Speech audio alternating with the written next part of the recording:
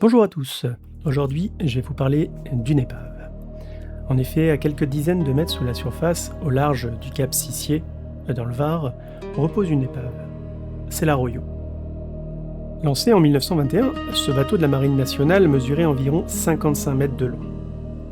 Sa mission était de transporter et de distribuer de l'eau potable aux navires et aux troupes françaises. Et pendant des années, il va naviguer, notamment en Indochine.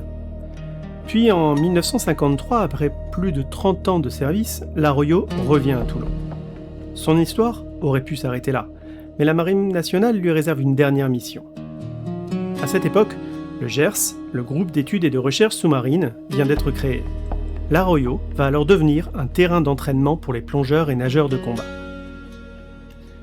C'est le 18 août 1953 que le navire est remorqué jusqu'aux abords des deux frères face au cap Sissier.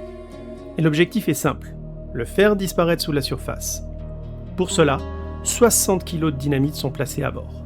20 kg dans les citernes, 40 kg dans la sable des machines.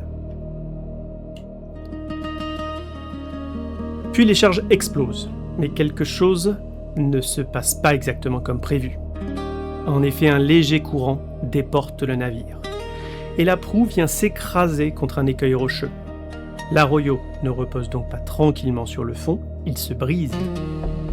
Aujourd'hui, son épave s'étend en plusieurs morceaux autour de cette roche, avec les parties les plus profondes posées sur le sable, autour de 36 mètres.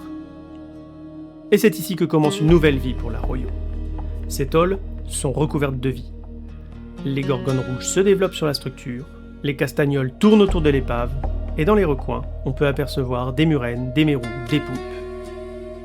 À l'arrière, l'hélice et le safran sont encore visibles. Et lorsque l'on regarde cette épave aujourd'hui, il est difficile d'imaginer qu'elle a été coulée volontairement. Parce qu'en plus de 70 ans sous l'eau, la mer l'a transformée. Elle a effacé certaines traces, elle en a recouvert d'autres.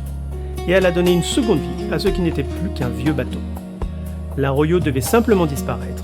Finalement, il est devenu un morceau d'histoire sous-marine, une histoire de marine, de plongée, d'explosifs. Mais surtout, une histoire où, une fois de plus, la mer a décidé de réécrire le scénario. Voilà, maintenant vous savez tout sur la Royau. Il m'a fallu 2 plongées pour réaliser ce film, j'espère donc qu'il vous plaira, et je vous dis à très bientôt pour une nouvelle épave. Merci.